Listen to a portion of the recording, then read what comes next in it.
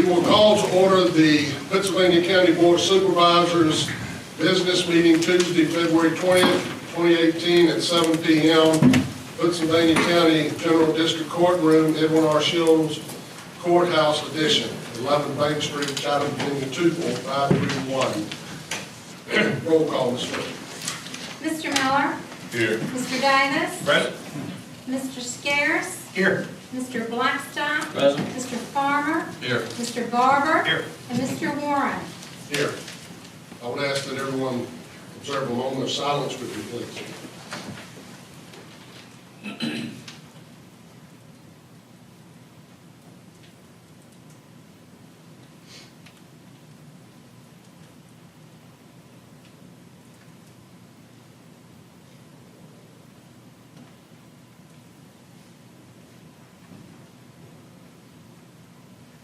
Thank you. Would you please rise for the Pledge of Allegiance? I pledge allegiance to the flag of the United States of America and to the republic for which it stands, one nation, under God, indivisible, with liberty and justice for all. Thank you. I'd also like to go ahead and apologize to the citizens. I'm a little stuck up, suffering with a cold tonight, so bear with me as I get through the meeting. I do apologize. I hope all of you be able to hear us fine, and I'm trying not to share it with anyone, so that's why I'm going to shake your hands. But thank you all for being here tonight. Are there items to be added to the agenda? Mr. Chairman, I'd like to add 2 items to the closed session. Number 1, legal authority, Virginia Code 2.2-3711A1. Subject matter, county administrator. Purpose, discussion of job performance. And number 2, legal authority, Virginia Code 2.2-3711A8. Subject matter, Department of Social Services. Purpose, discussion of employment situation in legal something. Implications. Thank you. Second. Motion made and seconded. Any discussion on adding the items to the agenda? Okay. Roll call, Ms. Whitman. Mr. Barber? Yes. Mr. Farmer? Yes. Mr. Blackstock? Yes. Mr. Scarce? Yes. Mr. Davis? Yes. Mr. Miller? Yes. Mr. Warren? Yes. Can I give a motion to approve the agenda with the amended items? So moved. Second. Motion made by Mr. Blackstock, seconded by Mr. Davis. Any discussion? Roll call, Ms. Whitman. Mr. Miller? Yes. Mr. Davis? Yes. Mr. Scarce? Yes. Mr. Blackstock? Yes. Mr. Farmer? Yes. Mr. Barber? Yes. And Mr. Warren? Yes. We're down to the portion of our agenda, hearing of citizens. For the citizens' convenience, this is not, that's the work session. Turn it over. That's the zoning case. I thought that was Let's rezone it. I was going to Okay. I'm sorry. I think I can handle it again. For the convenience of our citizens, we have a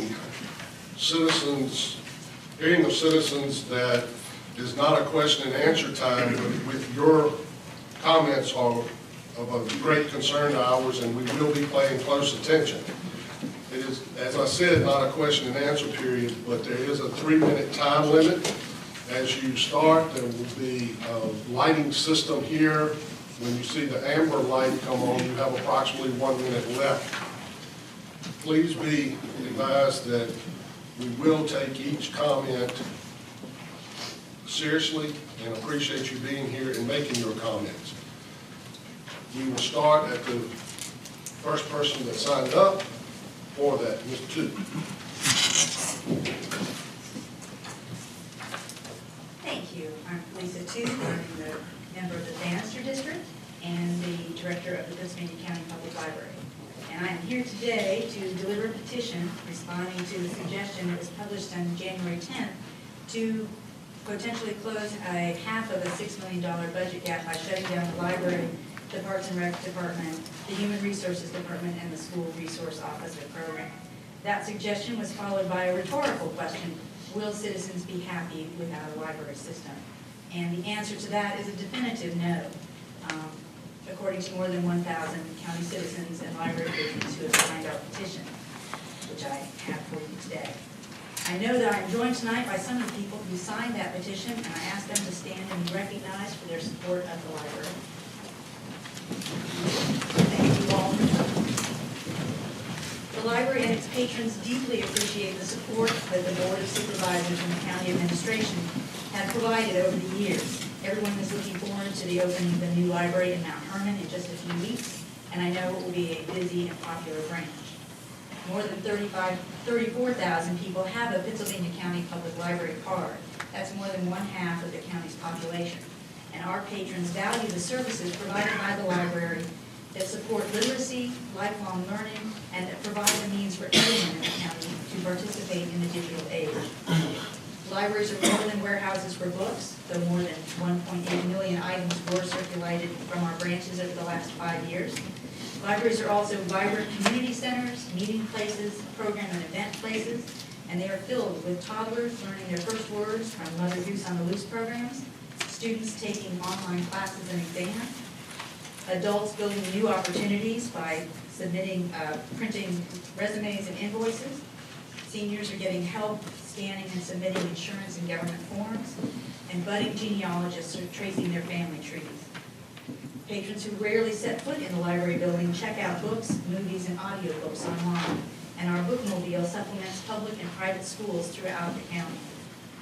These services are not nice-to-have extras, but the kind of community essentials that our citizens deserve and prospective businesses and residents demand. In the many difficult decisions that the board will be making in this and future budget cycles, we urge you to protect and preserve the investment that you have made in our libraries. Your constituents and your communities would most certainly not be happy without a library. Thank you. Thank you, Recipient.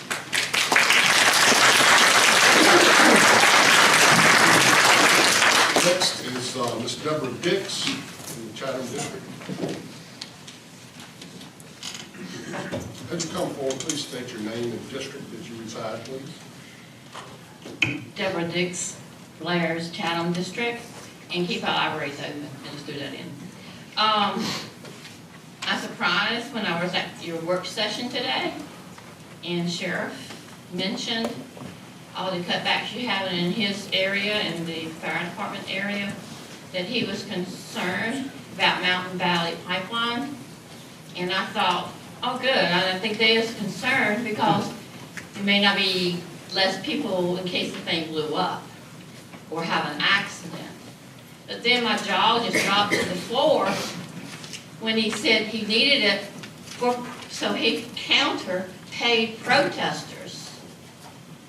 I have been a protester at the Dakota Pipeline in Roanoke, and I can tell you, I received no Walmart card or any money from anybody. I have protested against Virginia Uranium Mining Company, and nobody has ever paid me at all. So I think that's an exaggeration. I know a lot of these people that are concerned about Mountain Valley Pipeline, and I can say that most of them are not going to be paid protesters.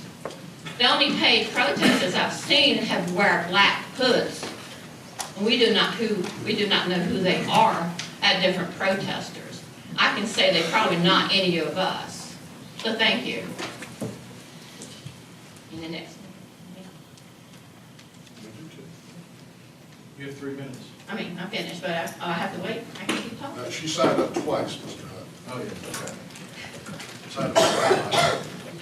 And Now, same Deborah Dix, Chatham, Blair's, you Pennsylvania. didn't change when you went away. No, I didn't. I appreciate Pennsylvania Pet Center. I love that they're here, and all of these rumors are just wild. I do not understand and I believe it's coming from a certain area that's not our area, about these rumors. Those people are taking care of our animals a lot better than any county people that we used to have taking care of our animals.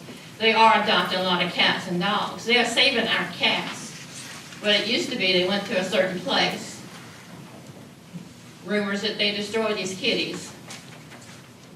Hardly gave them time to be adopted. So I'm glad that they're here to speak this afternoon. Thank you. Thank you, Ms. Dix. Next citizen signed up is Mr. Wayne Robertson.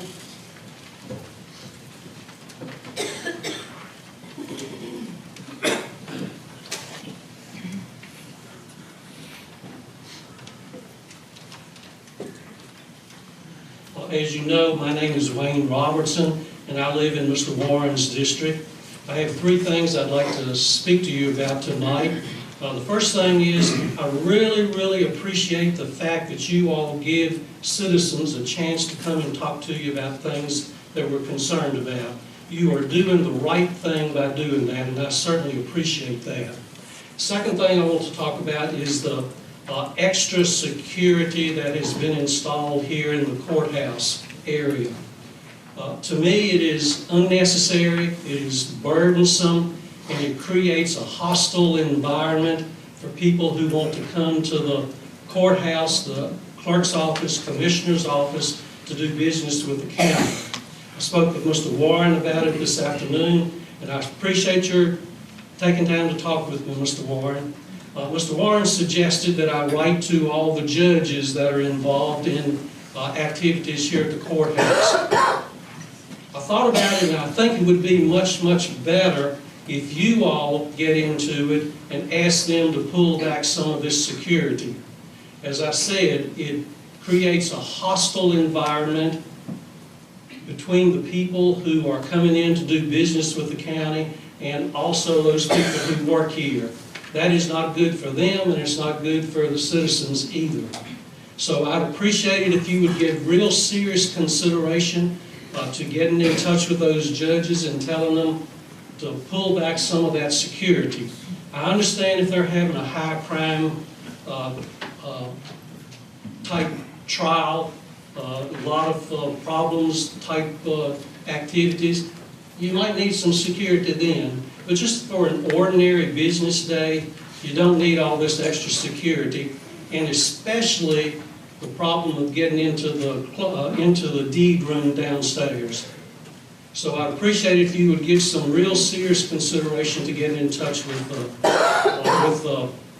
judges about that. The third thing I want to talk with you about very briefly, of course, is that I heard about the possibility of starting the trash tax again. Don't do that. It's a terrible burden on people who own rental property. It's not my responsibility to collect taxes and fees from people. It's the responsibility of the treasurer. Please do not start that trash tax again. Thank you very much. Any questions or comments? It's not an exchange. Thank you, Okay. Mr. Roberts. Thank you Appreciate very your much. comments.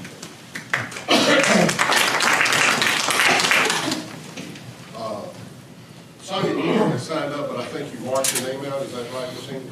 That's right. Okay. Ann Rogers. Is that the white sheet? No, ma'am. It's on an orange sheet, citizens' comments. Could you scratch me off there? Yes, ma'am. Thank you. Herbert Hudson.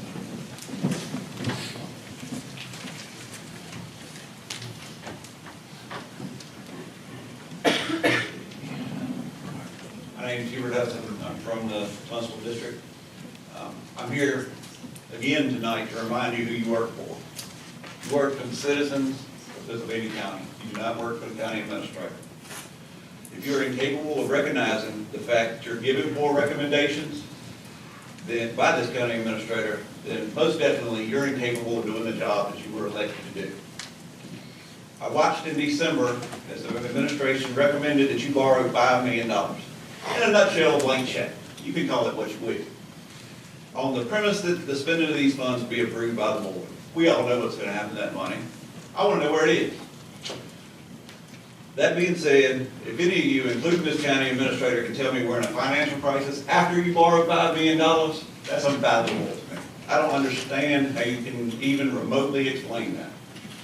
I have listened to the threats by Smitherman regarding the cuts that are necessary to balance the budget. He claims that there are cuts to the sheriff's department, the fire and rescue, library, youth, sports, so on and so forth, due to the poor decisions of previous administrations and boards. For the majority of you, this is not your first year here. You sit by while that idly should legitimately insult your intelligence. If you were here and you made those decisions, you should be offended. But that behavior, showing people that you're not offended by that, obviously casts doubt on the integrity of your future votes. You continue to allow his government expansion that's questionable at best, and you're willing. I want to know when somebody's going to wake up and be a leader. So it's rumored that Smitherman had some signs made up at his previous county that said fire Smitherman. Y'all also offered to pass them out to anybody that wants them. My point tonight is I don't want a sticker. I want you to do your job and either hold him accountable to do his or do something about the administration of this county. I'm willing to bet right now that not one of you can say that you even need to enter into a closed session to evaluate his performance. But that's not, it doesn't surprise me. Not at all. Because you're going to sit up here and be politically correct just like it always is, and all 7 of you will vote the same way. But if you want real transparency, there it is. Write about it, talk about it, but that's real transparency. Thank you.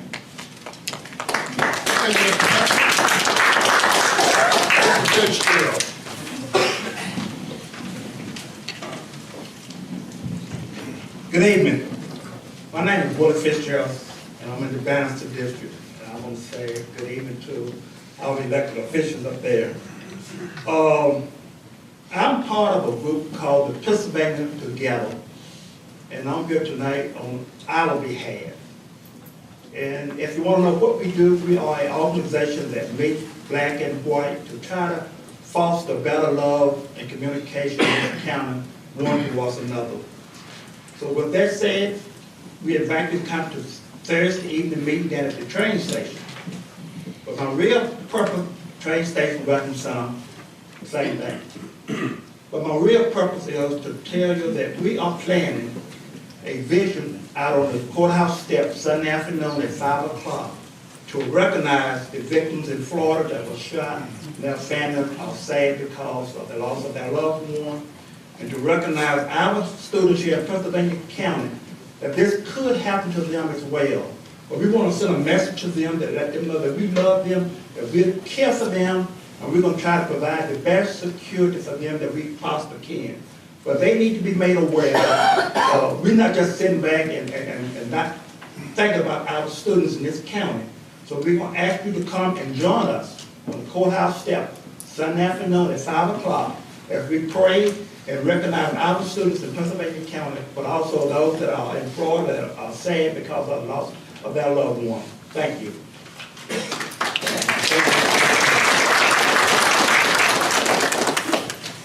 All right, we're down to consent agenda. What's pleasure? Mr. Chairman, I make a motion we approve the consent agenda presented in the packet. Second. Motion made by Mr. Blackstock, seconded by Mr. Davis. Any discussion? Roll call, Mr. Mr. Miller? Yes. Mr. Davis? Yes. Mr. Scares? Yes. Mr. Blackstock? Yes. Mr. Farmer? Yes. Mr. Barker? And Mr. Warren? Yes. I'll ask that the board come down front a little bit. We have 2 presentations tonight of resolutions. I'm also going to ask the sheriff and anyone he would like to bring with him, and if his officers come forward.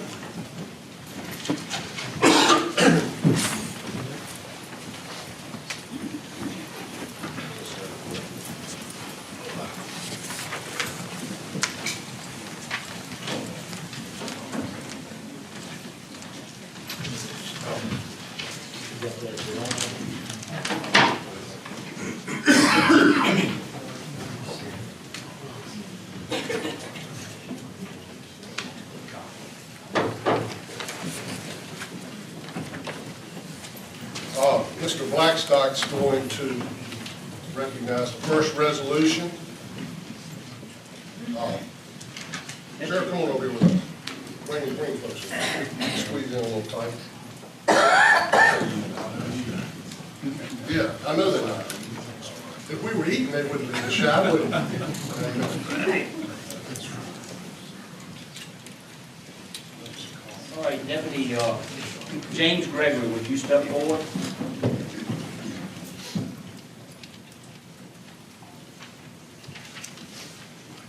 Bring your wife up too if you'd like. You got a girlfriend? Is that Jasmine? Yeah, it's me. I know your girlfriend. You better be good to her. I gotta go. Congratulations. Pittsylvania County Board of Supervisors Resolution 2018, February the 3rd. Deputy James Gregory, winner of the 2017 LawFit Gold Medallion for Physical Fitness, Piedmont Regional Justice Training Academy's Basic School number 23. Virginia, at the regular scheduled business meeting of the Pittsylvania County Board of Supervisors held on February 20th, 2018 in the General District Courtroom of the Edwin R. Shields Courthouse Edition, the following resolution was presented and adopted. Whereas in response to a growing concern for the disabling illnesses and injuries suffered by their personnel, police departments and sheriff's departments in Virginia began to address the issue of officer health and safety in the late 1980s. And whereas in November of 1989, David L. Beva, a professional of health education at George Mason University, developed the LawFit program for law enforcement personnel with the assistance of the Virginia Department of Criminal Justice Services. The LawFit program was designed to increase the cardiorespiratory efficiency, muscular strength, muscular endurance, lean body mass, and flexibility of officers. And whereas on November 1st, 2016, Deputy James Gregory was hired by the Pittsylvania County Sheriff's Office and soon after enrolled in the Piedmont Regional Justice Training Academy's Basic School number 23. And whereas at graduation ceremonies, Deputy James Gregory was awarded the Academy's Gold Medallion for Physical Fitness for achieving the highest physical fitness scores based on the LawFit testing battery, which includes maximum bench press, time sit-up, sit and reach flexibility, push-ups, pull-ups, mile-and-a-half run, vertical jump, body fat estimation, and resting heart rate and blood pressure. Deputy Gregory achieved 309 points of the 350 points, being one of the highest scores recently achieved by any basic recruit. Then it be resolved that the Pittsylvania County Board of Supervisors expresses its congratulations and admiration to Deputy James Gregory on receiving the LawFit Gold Medallion for Physical Fitness from the Piedmont Regional Justice Training Academy's Basic School number 23, and be it further resolved that a copy of this resolution be presented to Deputy James Gregory. Given under my hand this 20th day of February 2018, Robert W. Warren, Chairman, Pittsylvania County Board of Supervisors, David M. Smitherman, Clerk, Pittsylvania County Board of Supervisors. Congratulations.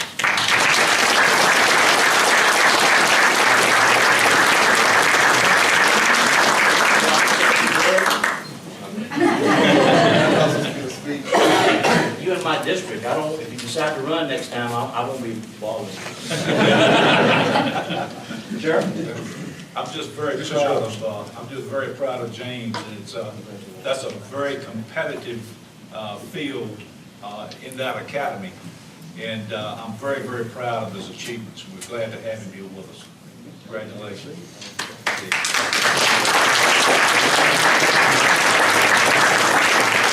I'm going to try not to give it anyway. The next deputy we're going to recognize is Mr. Josh Speagle. And Josh, feel free to bring your bride if you would like.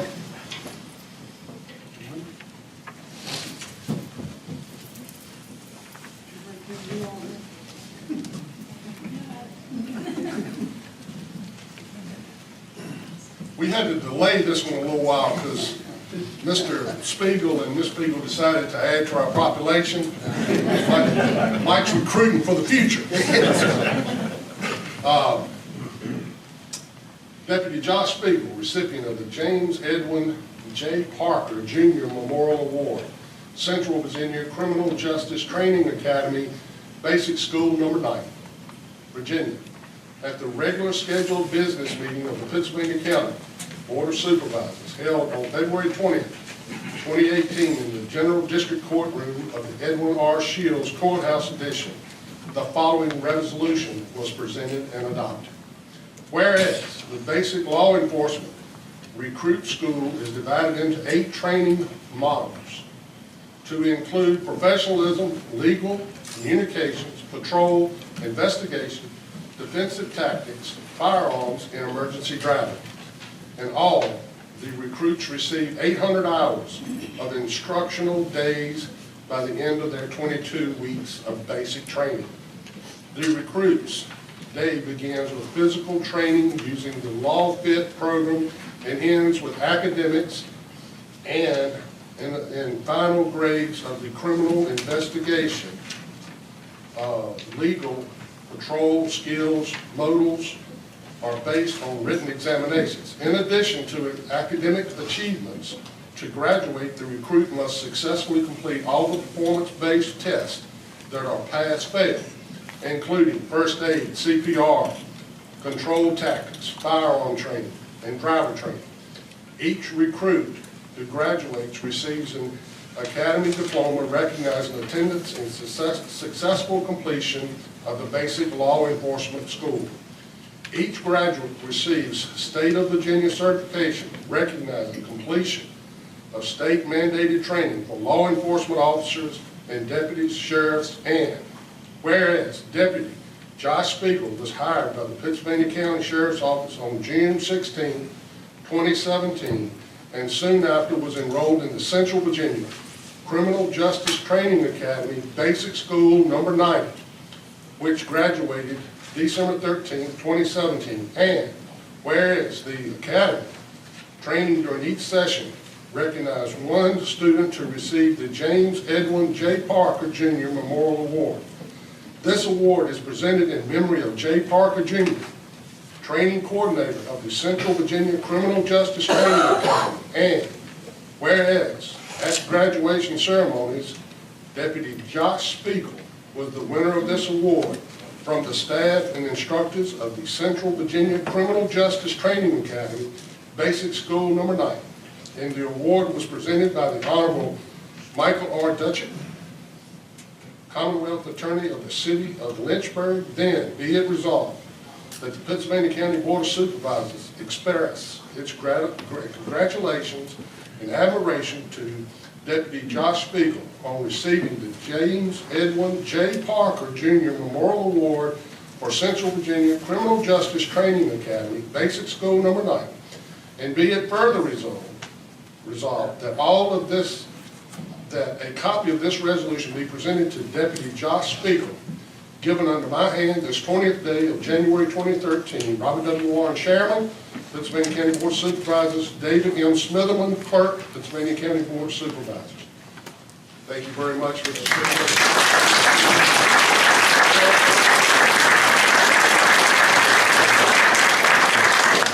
Is this the first time? Yes. I want to tell you, it's a little bit more to the story. It's kind of like Paul Harvey said, now let's hear the rest of the story. This is the first time in conversations with the sheriff that the department's won these awards. And it goes to say what wonderful recruits and what a wonderful law enforcement agency we have. So we applaud Sheriff Taylor and his staff.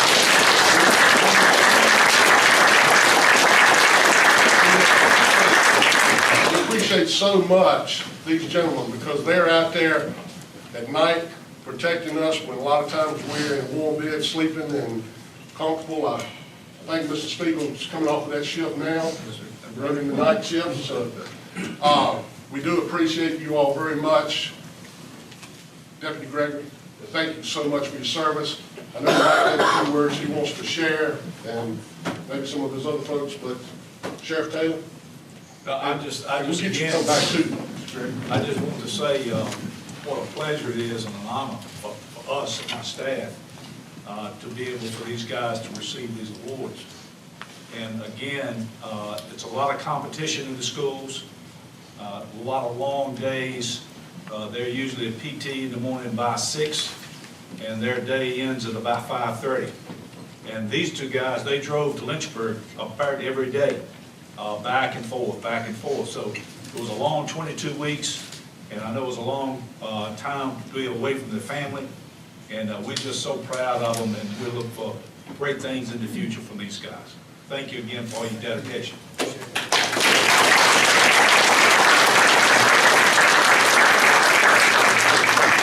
I'd like to mention one thing. This is how small the world is, but I'd go home tonight and not be able to sleep if I didn't say this. I used to be on the board of directors at the Criminal Justice Academy in Lynchburg, but I hired Jay Parker, and I might get a little emotional because he was a personal friend of mine. We hired him at the jail, Blue Ridge Regional Jail Authority, him and his wife. And Jay was an Army veteran, 20-some years when we hired him. And he was just a great employee and a great person. And so the academy needed somebody to help with training, and they hired him. And Jay went to get out of the bed one morning and dropped dead. And but he was a leader and somebody that we all looked up to, and he pushed you to as far as you could go. And I tell you, when I read in my packet a few weeks ago when this originally showed up, I got a little emotional, but I'd feel bad if I didn't go home and mention how great a guy Jay was, and it's an honor to see somebody from my home county get that award. Thank you, Mr. Blackstock. Thank you. Yes, sir. Thank you.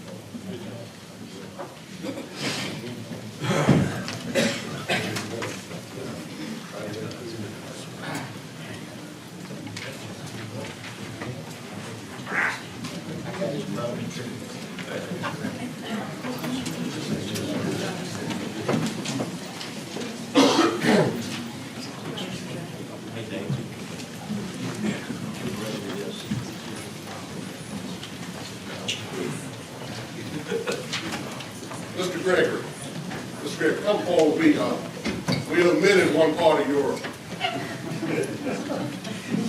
I don't want to get called with that. We want to be sure that's legit. Can you run laps while we're finished that meeting?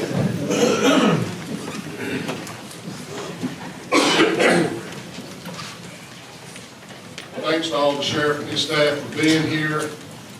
We are truly blessed in this county to have such a wonderful department. From the agenda, we're going to deviate slightly. We're going to move to item 10, and we'll come back to our public hearings. Informational item 10, update on Pittsylvania Pet Center. Kevin Gall. Thank you very much for allowing me to come tonight. I'm speaking first on a bunch of stats. I'm going to throw some numbers at you. I'm going to talk a little bit about our struggles, our successes, and end with some general wonderful thoughts. So, currently, your wonderful center is housing 150 cats on site. We have 26 cats in foster care, 82 dogs on site, and 13 dogs in foster care. And don't you love that photo?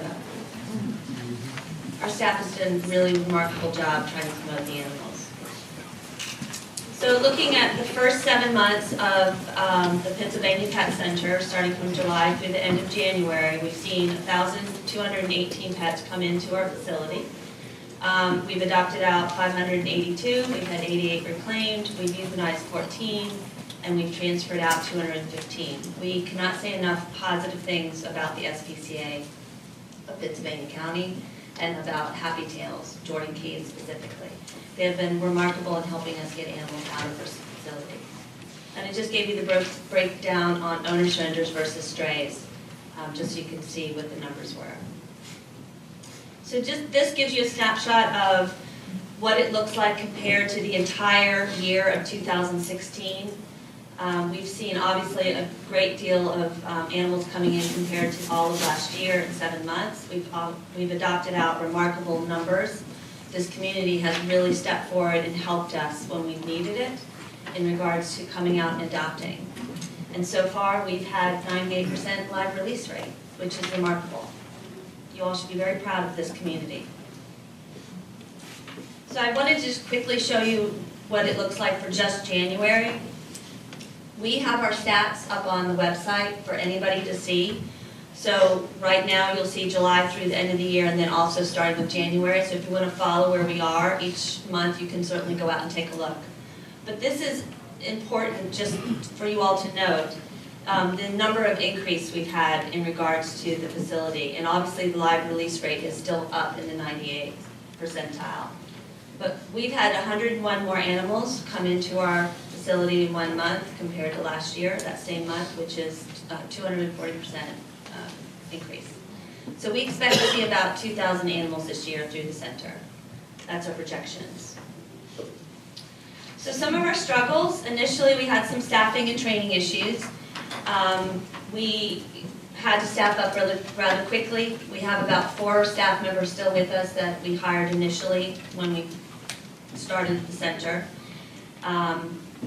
We continue to train staff. We just closed this past week in order to do a full day of training. We are finding that we don't have enough room for cats. We wish we had a few more cages and a few more rooms, but we're making do with the foster care program that we have set up. And our isolation space has been a struggle for us as well. Laundry, I can't say enough of positive things about the fact that we have a wonderful grant coming to give us a commercial washer and dryer, because the commercial washer and dryer we have now only does 6 loads a day. Poor Jordan Key has been driving loads of laundry to the laundromat for us, because we do a lot with towels and blankets to help the animals feel more comfortable and have something to cuddle with. So we're excited about that grant coming to Pittsylvania County. And we also don't have any outdoor play areas. It's vital for the dogs to be able to get out every day and play in groups to release some of their stress and get exercise. So again, a wonderful grant has enabled us to have a play yard built on site. Another struggle is our temperature control of the building has just finally got leveled out. We had a lot of upper respiratory and kennel cough in the first 6 months, and it has a lot to do with the fact that the HVAC system wasn't set up or wasn't working or running to its fullest extent and wasn't running properly. It's finally gotten leveled out, and it's now, we've seen a real reduction in upper respiratory and kennel cough in our facility. And that's all normal, by the way. That's normal stuff that happens in all new buildings when it comes to this type of sheltering. We spent more on medical than we anticipated. We have spent about $40,000 more on medical than we had originally anticipated. Fundraising has not gone as strong as we had hoped in the first 7 months, so we are going to be ramping that up. We are about $75,000 behind where we need to be in regards to fundraising. And we've made mistakes. You know, we've had a few customer service issues and mistakes made, and we've corrected them and we've moved on. We encourage people from the community to please let us know if we're doing something wrong or if they feel they don't understand, so that we can better explain them. Or correct them, for sure. And so the great news is, we have had 716 fewer pets lose their lives in Danville and Pittsylvania. This is a wonderful statement to how much this community cares about pets and the fact that this pet center is so needed. We have fixed 230 cats for free since September, and those are majority of our outdoor community cats. We provide a free rabies vaccine, and we're continuing to ramp that up. We received a grant from the Alexander McCausland Charitable Trust for additional spay-neuter funds. Again, that'll go towards community cats, but also towards owners who have dogs and cats that can't afford to get them fixed, to help reduce the amount of animals we have here in this region. We have 93 volunteers, including this gentleman washing one of our puppies, with 746 volunteer hours. We, again, hope to continue to ramp that program up. We have had 210 pets into foster care since July, and we've treated over 320 pets medically. We've had our very first Best Friends Bash, which we will have again this coming fall. A number of you were there, and I appreciate your support of that event. It was a lot of fun. It netted $22,366. And I have to say, this was my favorite slide. It was really nice to see the kids coming out in the community, reading to the dogs.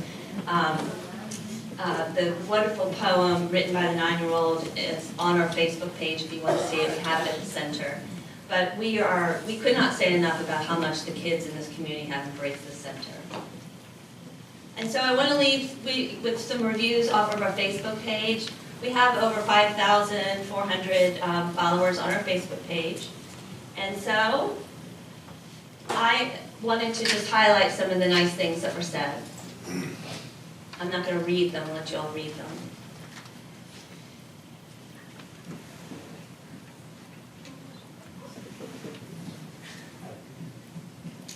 Now I have 2 bad ones. These gave us 1 stars. The first gentleman is living in Anchorage, Alaska. The second person lives in Wisconsin. I want to mention these because we are being, I don't want to say under attack, but we are being criticized by people across the country and across other areas of the state because they don't believe in the no-kill vision and the philosophies. I would like not to give them any bandwidth, but ask you to please let me know if you hear something that is really, truly concerning, and I will certainly address and answer any questions you or anybody in the community has. But generally, most people are happy to be here, and we will try and resolve any issues that we might have. And this is our slogan, where friends are made, because we believe that we are making a lot of friends. And that's all I have. Sit there. Anybody got any questions? Don't run off. I don't know if I have a question. Keep up the good work. Thank you. Yes, keep up the good work. I was at the match. It was a great event. If you missed it last time, you don't want to miss it next time because it really was a great event. So I'm sure you'll be getting information out on that. We will. Again, this fall, you said? In the fall, we'll do it again in the fall. We might move it up so it's a little warmer this time. We had about 180 people come, which to me was really a wonderful first time event. I mean, we were very pleased with the turnout and everybody's wonderful support. Yeah. Mr. Palmer, Mr. Palmer was very appreciative. He got the opportunity of a lifetime. He's going to the Kentucky Derby because of that. Yeah, part of how much fun I had as part of the raising those funds that night. Yeah, thank you. So thank you very much. Thanks.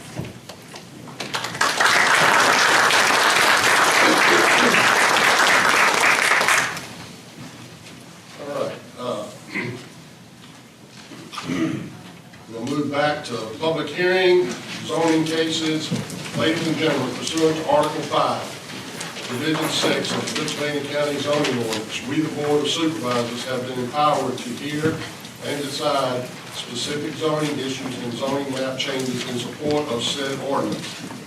In accomplishing this important task, we are responsible for promoting the health, safety, and general public welfare of the citizens of Pittsylvania County. We must ensure that all of our decisions and regulations be directed to these goals and that each be consistent with the environment. The comprehensive plan is in the best interest of Pittsylvania County, its citizens, and its prosperity.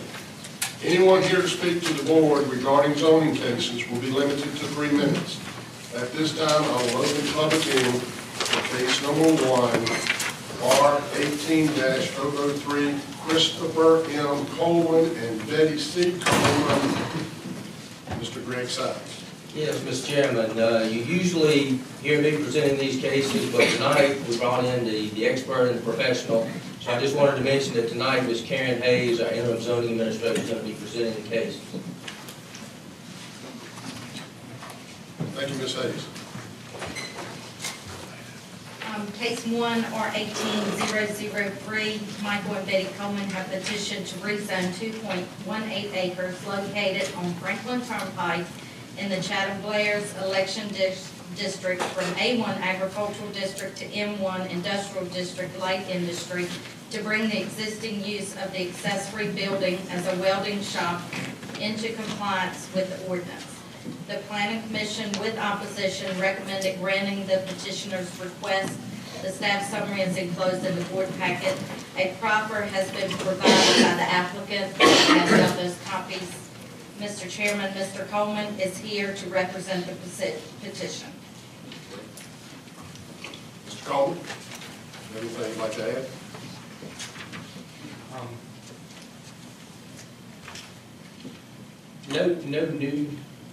Nothing new has come up. I did offer in the proffer that you guys have been presenting here tonight. Mr. Frakes had concern about the hours of operation. Our standard hours of operation are from 7 in the morning to 4 in the afternoon, Monday through Friday.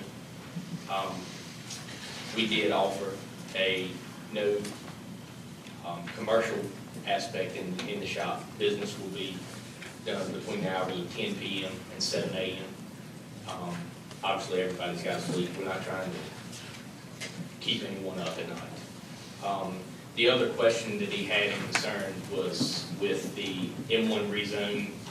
It would potentially open up other business venues for me, or if I was to sell the property, it could possibly open up other business venues for the other owners. So I have offered to, in the event that the M1 goes through, anytime I cease the business on the property or with the property up for sale, I would be required to have it rezoned to agricultural A1 before doing either of. Thank you, Mr. Coleman. Stay close. We got some citizens signed up, and we may call you back. Thank you. First citizen signed up is Joseph Frakes. Frakes. Thank you. This case has been made in the public forums, a case about whether Mr. Coleman's business is a good business for the county, or whether he does good work, or whether he has a good work ethic. This case is not about that. This case is about whether his business is operating in accordance with the zoning ordinance. This is a zoning case. His business has been in violation of the zoning ordinance since the day he built his building and started his operations there. The first time we spoke with the county about this issue, I spoke to Ms. Hayes here about it. Her initial response was, "Oh, he can't run that business on agricultural land." That was her very first response to our conversation. She then did some research and told me that his building had been permitted for personal use only and was not permitted to be used for a business purpose. The zoning administrator at the time got back to us and said he had no problem with it. He spoke to Mr. Coleman, he had no problem with the business, that it was acceptable as a Class B home occupation. We disagree with that because Mr. Coleman's business, there's 4 criteria that a home occupation must meet, be considered a home occupation. Mr. Coleman's business failed 3 of the 4 points. And when we spoke with the zoning administrator, he was unaware of the 4 points of the definition. He had never seen it before. He had to pull the book out and read it. And yet, at the end of our meeting, he handed us a previously prepared and written statement of his decision that was in compliance with the zoning ordinance. We then appealed his decision to the BZA. In the hearing with the BZA recognized, and I will read this from their minutes, during the discussion, the board stated the business had grown to where it didn't meet the ordinance, criteria of the ordinance, or the wording. It was also stated Mr. Coleman's business exceeded the number of employees stated in the ordinance. The board further stated that at his current rate of growth, Mr. Coleman was unable to stay at this location and had grown beyond a home occupation, and they wished people were better aware of the ordinance. They stated they clearly understood this business was in violation, and then they had a ruling stating it was not. I don't understand how that can be appropriate in any way whatsoever. However, they did tell him they were doing this for a 12-month period to give him an opportunity to relocate his business or change the scope or type of business he was doing. In the 2 years since then, he has done none of the above. And now he's asking you today to please violate the comprehensive plan, which states that this property is inappropriate and it's not in fitting with the neighboring community, and asking you to please zone this for M1 industrial. He's not willing to bring his business into compliance, so we ask you to violate the comprehensive plan in order for him not to be violating the law. That's not a proper solution. That's not the way business should be done. Every time we have met with someone, they've told us they visited with all the neighbors. You know how many people have come to our house? We are a neighbor. Since this case started, 0. Not one person from the county has come to speak to us to understand our concerns. We have been treated extremely unfairly in this case. I asked the members of this board and the chairman, or administrator, to please work with the county administration and everyone involved in the county to make sure that no one is treated unfairly the way we have been in the future. Thank you, Mr. Franks. Next up is Andrea Franks.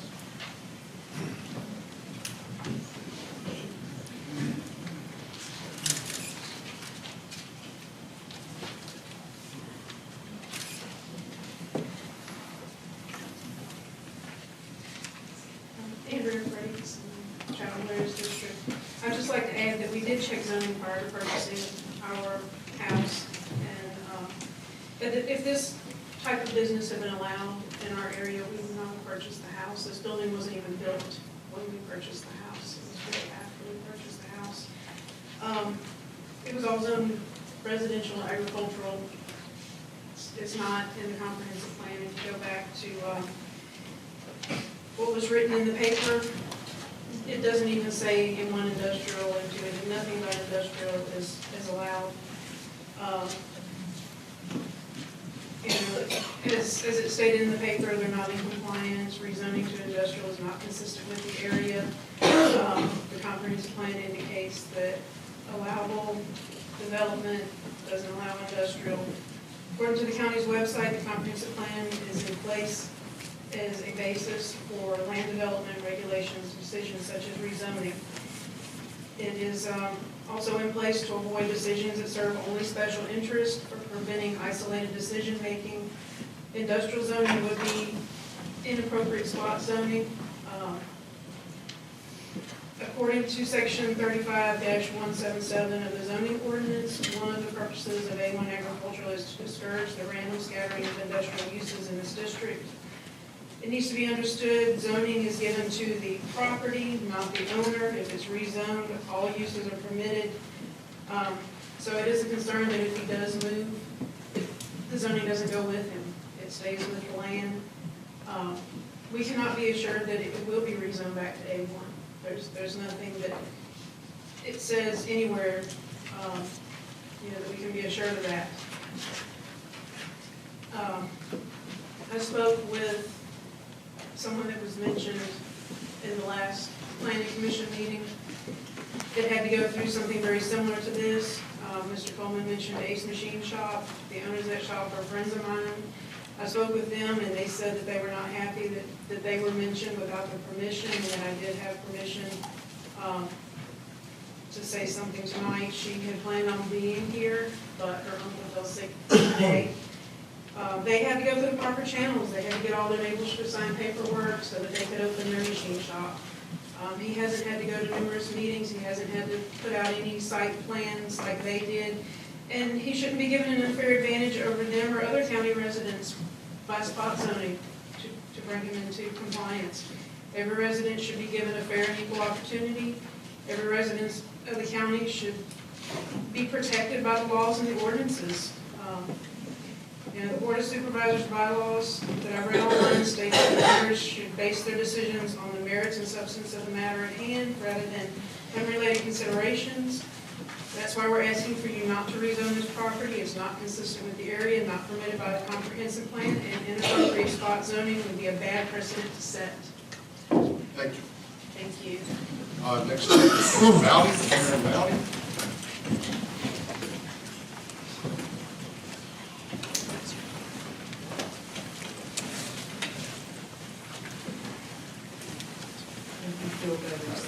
Thank you. You too. Watch this case kind of unfold over the past several months, maybe even a year. I think one thing is clear is that rezoning from A1 to M1 does not conform with the comprehensive plan. That's a given. And it would result in, as Ms. Frakes said, spot zoning. And there are several options available to elite fabrications, this business for relocation that would conform with the comprehensive plan. There are additionally, besides moving to another area in the county, there are industrial sites available where this business could go, which would make economic sense to encourage industry such as this, where there would be appropriate infrastructure and the ability for this industry to grow. It would maybe even be a potential draw in the appropriate locations, such as one of the industrial parks, for other economic development, and incentives could and should be offered if that's what you want to do to get them there. It makes political sense to advocate elite fabrications relocation to an industrial site if the county is doing business with the company. The A1 property was originally used as a residence, as we heard. Detached structure was built for business purposes and used as a home business out of compliance with the zoning ordinance. It was never in compliance with the zoning ordinance for a home business. The business grew, became more industrial in nature, and rather than move the industry, which does not conform to the comprehensive plan and has existed out of compliance with the zoning ordinance, the property owners are seeking to remedy this existing violation by a method that's circumventing the comprehensive plan and the zoning ordinance. The zoning ordinance unmistakably states of M1 that it's limited to district, it's limited to commercial establishments. Use of an M1 property as residence is prohibited by the ordinance. So if you rezone the property, then it sounds like they gotta find a new place to live. Also, the property that was offered, it sounds more like they need to go to the BZA and get a variance if they want to have the rezoning done to make it so that they can keep the business open when it's not operating within the parameters of our ordinance. They should go, if they're going to have a property that says we're going to change it back, that's a variance, and they need to go to the BZA for that. You can't do the job of the BZA.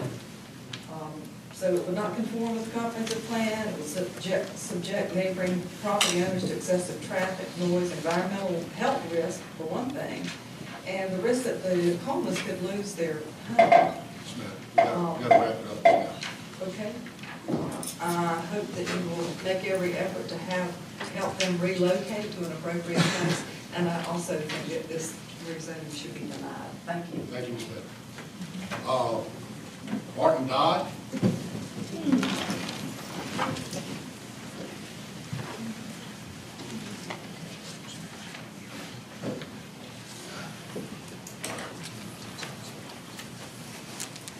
I'm Martin Dodd, and my biggest question is... Mr. Dodd, what district are you from? I'm from Mr. Barber's district, actually we didn't.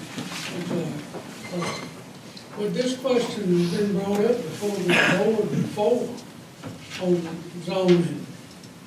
Mr. Willis asked to rezone some property above these people on 41 to put a distillery. We denied that on the same basis.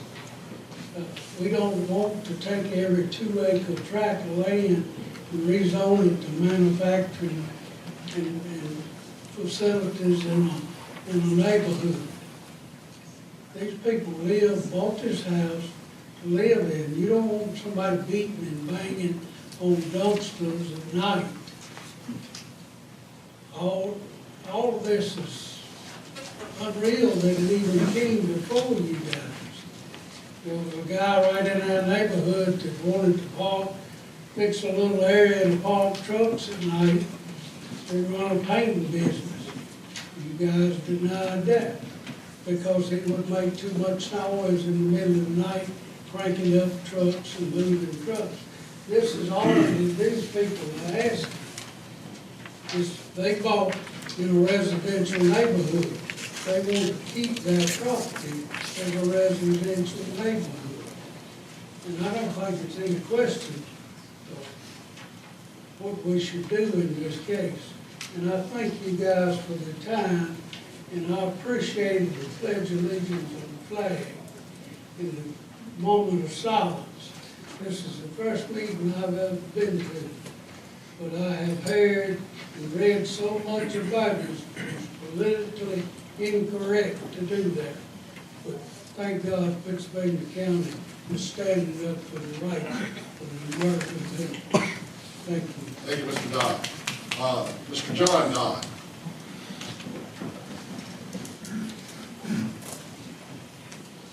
My name is John Dodd. I'm from the Coastal District. I started to write some stuff down today, and then I got 2 words here, and I stopped. Comprehensive plan. Outside of the Holy Bible, the comprehensive plan is the county Bible. That's the second Bible for the county. This business cannot be located there. It's not zoned for that. M1 is an industrial business. You have industrial parks. And some gentleman earlier talked about you folks spending $5 million for something. You could put up a building and move this gentleman in that building. You could set him up for less than $5 million, that's for sure. Mr. Coleman, he does good work. I know a lot of his friends. He's a hard worker. You know, I've heard that at the last meeting, the zoning meeting, I did not hear comprehensive plan by the board members ever mentioned. I did hear Mr. Haymore go into a rant, an angry rant, at Mr. Frakes, because he didn't like what he was saying. You know, it was Mr. Frakes' time up here. You know, Mr. Haymore didn't have the right to raise his voice and speak in anger to nobody. You know, you folks need to look at who you appoint to your commissions too.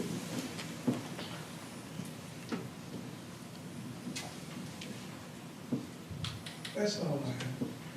Thank you, Mr. Dodd. No one else signed up. Mr. Coleman, you have anything you'd like to add? Okay. Board, you got any questions? Yes, sir. Yes, ma'am. Mr. Brake, where do you live at in relationship to this property? Are you across the road? One house in front and half a house to the side. I didn't see it as. We have two lots on our property, so there's kind of an L-shaped lot that is part of our property. It's all in one, it's just divided into two on a Okay, I was trying to figure out parcel. how you come back up to it. But it's all our home.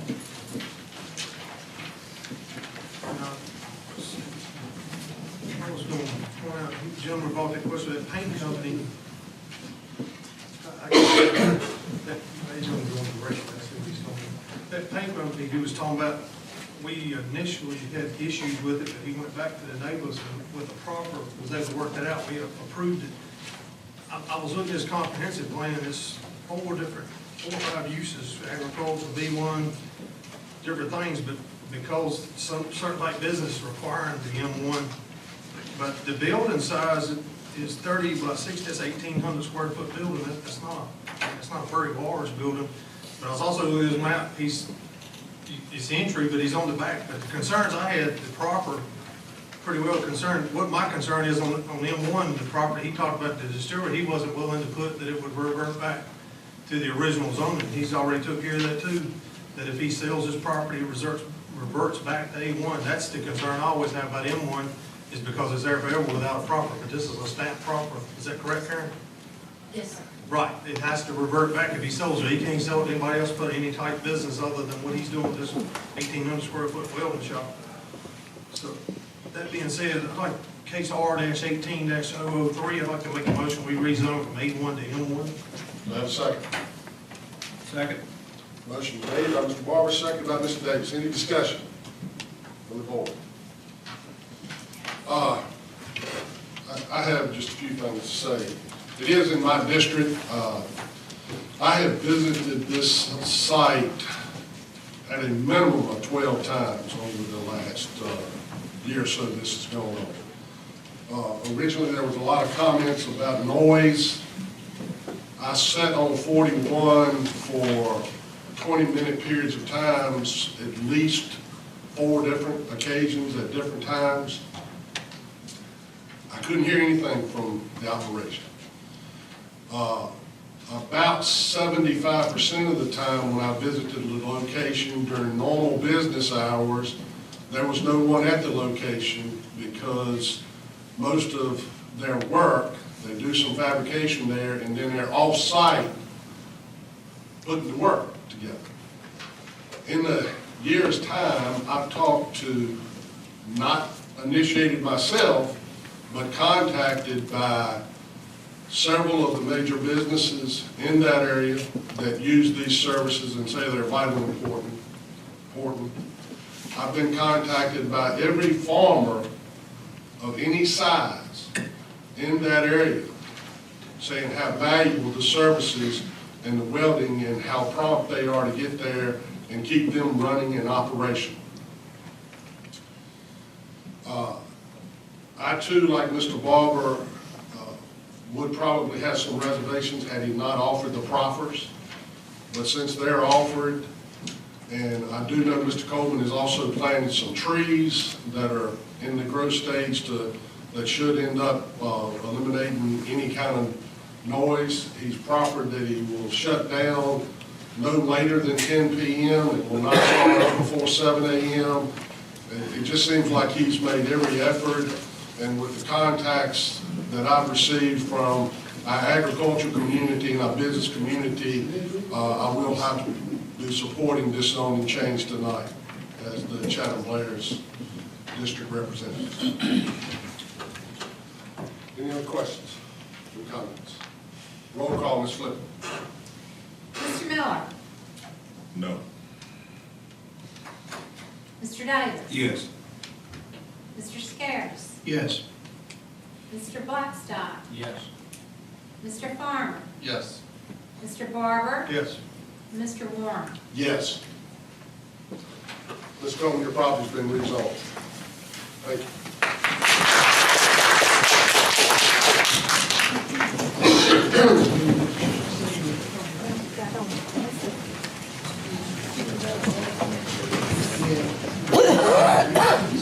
We're down to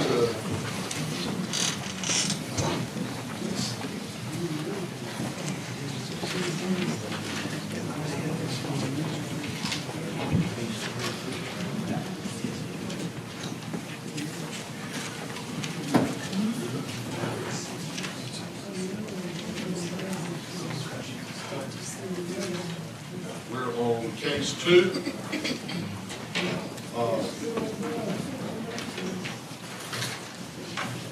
Mountain Valley Pipeline, Master Election District, A1 Agriculture to M2. I will open the public hearing at 8:08.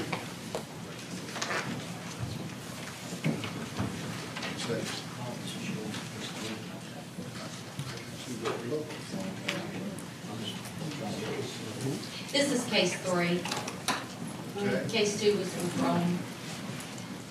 Case 3, R17031 Mountain Valley Pipeline LLC has petitioned to rezone a total of 80.44 acres located on Transco Road in the Bannister Election District from A1 Agricultural District to M2 Industrial District Heavy Industry for a gas transmission facility and related buildings.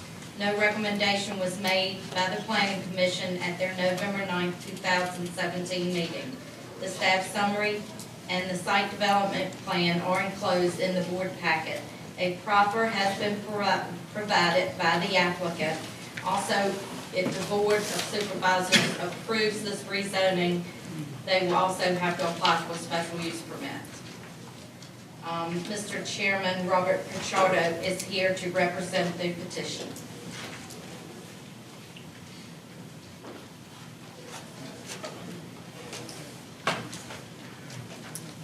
Good evening.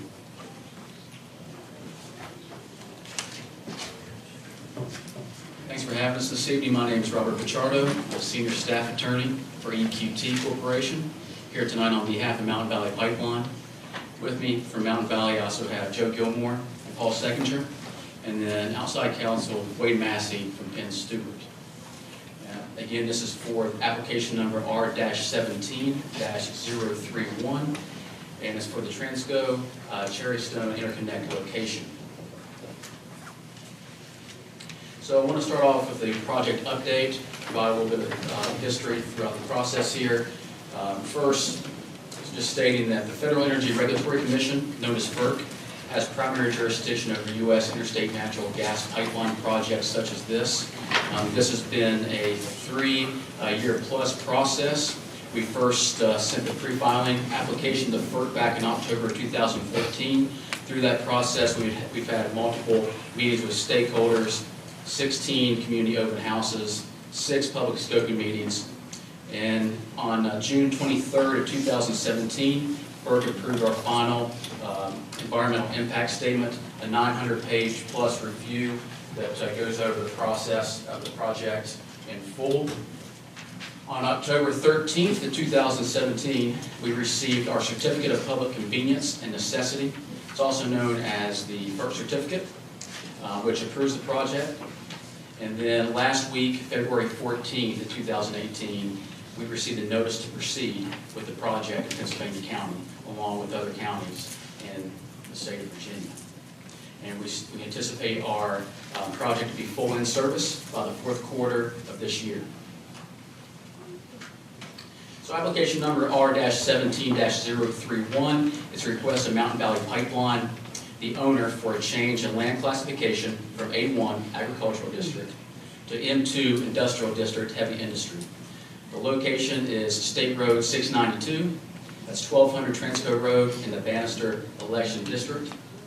The property is described as GPIN numbers 2436-53-9983 and 2436-64-3488.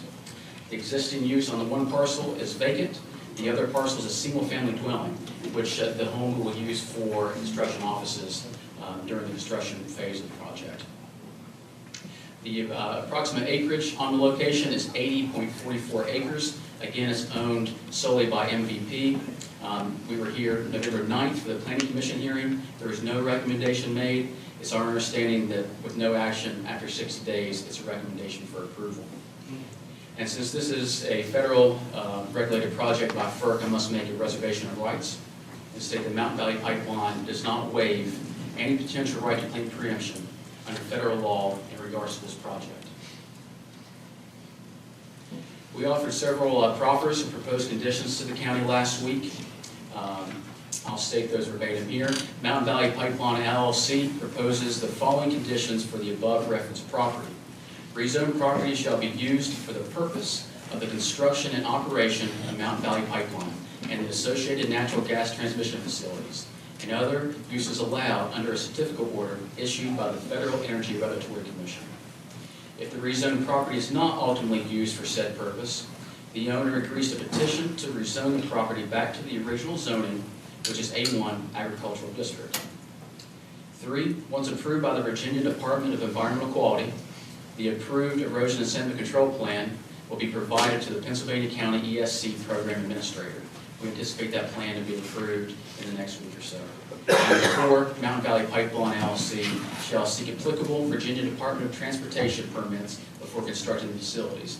And we have received all of the necessary permits to date. The location of this interconnect facility is about 4 miles due east of Chatham, as you can see on the presentation. And also on the presentation here, the blue line, that's Mountain Valley Pipeline. The green specs, that is actually the transcontinental line that is owned by Williams. This is station 165. So this is the endpoint, Mountain Valley Pipeline. This is the end destination. This is what is approved by FERC. Transco station and transcontinental, it's our understanding, has been in this location since the 60s. And the purpose, again, of the interconnect is it serves as a custody transfer point from MVP to Transco. The station dimensions are 300 feet by 285 feet, and there will be a security fence roughly 8 feet high around the perimeter. Also have 5 buildings which will protect all control equipment. In regards to surveys, a noise study was conducted, provided to FERC. There is no noise impacts during construction or operations. The increase in decibel limits were nearly 0.5 decibel increase during construction, and then operations of 0.8, so 0.8 increase. The human ear typically can't recognize anything under 3. So we do not believe there's noise impact there. There's no cultural impact either. There is a graveyard on the location, which we have developed an avoidance plan. It will be fenced. It'll be a 40-foot buffer. We provided that plan to the State Historic Preservation Office of Virginia. They made no comments. As our 106 consultation is now closed. So moving forward, that area will be fenced in, and there'll be a protective buffer, and everyone constructing on the area will be made well aware to avoid that area. There's also no rare, threatened, or endangered species surveyed in the adjoining area. The interconnect cost is roughly $33 million. So that $33 million will be taking place on this parcel. The total project is approximately $3.2 to $3.5 billion in total. So this is the actual location. If I may, I'll approach to just point out some of the area. So the red outline is the actual parcel border. Again, there's two parcels. You'll see the one that has the home, and then the larger area making up of approximately 80 acres. The interconnect pad is outlined in white there. That's roughly, I believe, 1,300 feet back from Transco Road. It's 1,700 feet from the closest residence in the northwestern region of this diagram here. And then the purple outline is the limit of disturbance. Again, this abuts right up against Transco Station 165, which is an industrial use already, and we believe and we're confident that this will have no impact to the existing use of this area. This is actually the access road from Transco Road, so it's heavily wooded to prevent any visual impacts from 13 feet back from the road. We're going to keep some of the pines along Transco Road, and we'll also install a security gate there as well. Again, just a more zoomed out map, you can see our proximity to Williams Transco facility there. And I mentioned that we're confident that the interconnect will present no threat to the existing use or the character of the district. The comprehensive plan for the general area includes M1, which is industrial district, light industry, M2, industrial district, heavy industry. In fact, on February 15, 2011, Transco actually made a request from A1 to M1 to the Board of Supervisors. That was granted 7-0. And then March 19, 2013, Transco made another similar request, which was also granted by the Board of Supervisors. And again, just wanted to show the proximity to the location there. So Paul Seckinger will now go provide an overview of the actual engineering aspects of the interconnect itself.